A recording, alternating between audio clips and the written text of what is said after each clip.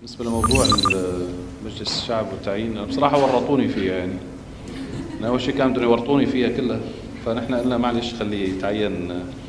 بس كنت أنا خشيت يعني هي فكرة التعيين 30%، لأنه شوي عنا واقع المجتمع حاليا فيه نوع من الاستقطابات، فالاستقطاب هذا قد يؤدي إلى نتائج غير مرضية لكامل الشعب.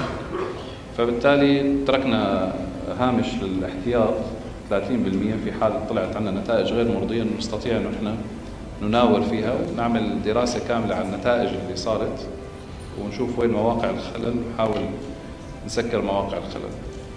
من أحد المشاكل أنه طلع التمثيل النسائي فيها ضعيف، شعب مجتمع ذكوري شوي ما كثير حابب يكون في نساء بالهي، فبدهم يورطوني إلي روح أنت اختار النساء يعني، فمشان بعدين يقولوا الرئيس نسونجي، عن شاف كل جماعة نسونجي.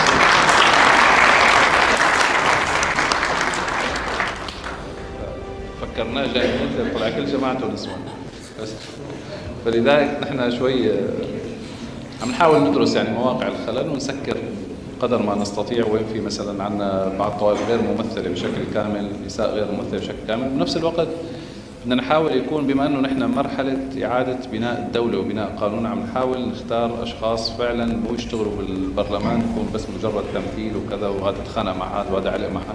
بدنا نشتغل يعني، بدنا ناس تكون عندها فعلا خبره تستطيع ان تسن قوانين، لانه نحن ما لنا في مرحله استمرار الدوله القائمه. احنا بدنا نعيد بناء وفق ثقافه جديده ورؤيه جديده وواقع اقليمي ودولي ايضا جديد.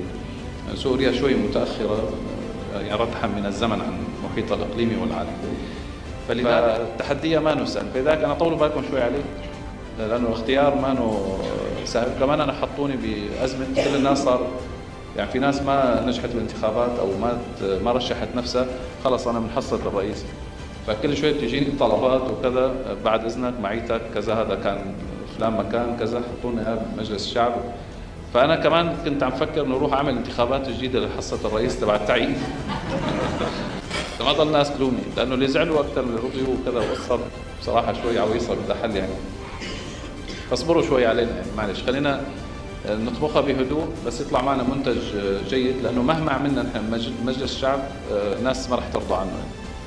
لانه حاله دائما فيها نوع من التململ. هو يعني مجلس الشعب جسمه لبيس يعني، بتحمل شويه مشاكل وبتحمل